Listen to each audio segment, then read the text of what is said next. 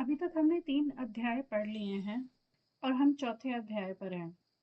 पहले के 3 अध्याय पढ़कर 2 चीज़ें मुझे बहुत अच्छे तरीके से समझ आई। पहली तो ये, अगर आपको कोई प्रोजेक्ट देता है तो इंस्ट्रक्शंस ले लीजिए रादर देन गलत अटेम्प्ट करने के। सेकेंडली, अगर गलत हो भी गया है तो हैव पेशेंस, ब्रह्मा जी की तरह श्राप मत दे दीजिए। But then it makes me wonder, everything happens for a reason and उनका श्राप देने का रीज़न क्या था वो शायद हमें आगे पता चलेगा। एनीवे, आगे कंटिन्यू करते हैं।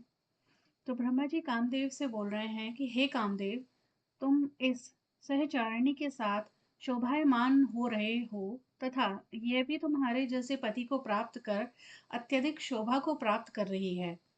जैसे लक्ष्मी के साथ विष्णु और उनके साथ लक्ष्मी, एवं जैसे चंद्रमा के साथ रात्रि तथा रात्रि के साथ चंद्रमा की शोभा होती है, वैसे ही तुम दोनों दंपति की शोभा होगी और संसार के प्रधान तुम सबके प्रधान होगे। हे वत्स, तुम संसार के कल्याण के लिए शंकर को मोहित करो, जिससे वे सुखी मन से दार परिग्रहण करे।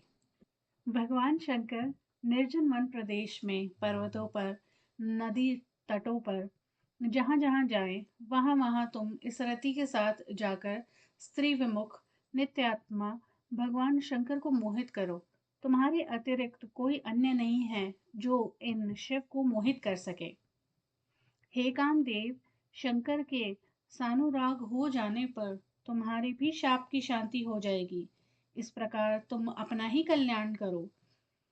हे कामदेव, अनुराग से भरकर जब वे पत्नी की इच्छा करेंगे, तब तुम्हारे काम के उपभोग के लिए वे तुम्हें भी उत्पन्न करेंगे। इसीलिए संसार के कल्याण के लिए तुम शंकर को मोहित करने के लिए प्रयत्नशील हो। उन महादेव को मोहित कर तुम विश्व के विशिष्ट व्यक्ति बनो। अब ब्रह्मा के वचनों को सुनकर संसार के हित में कामदेव ने ब्रह्मा से यह तथ्य कहा।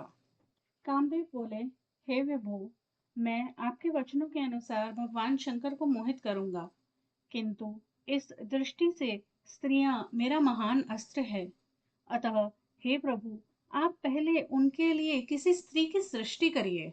मेरे द्वारा सम्मोहित किए गए शंकर जिसके द्वारा अनुमोहित आकर्षित किए जाएंगे, उनके लिए ऐसी सुंदरी का निर्माण कर उसे निर्देशित करें जिसके साथ उनका आकर्षण हो।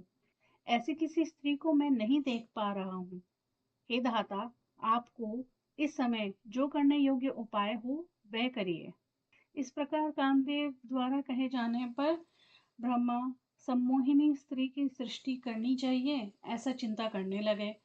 उस समय चिंतित ब्रह्मा का जो निश्वास निकला, उससे पुष्प समूह से सुशोभित वसंत उत्पन्न हुआ।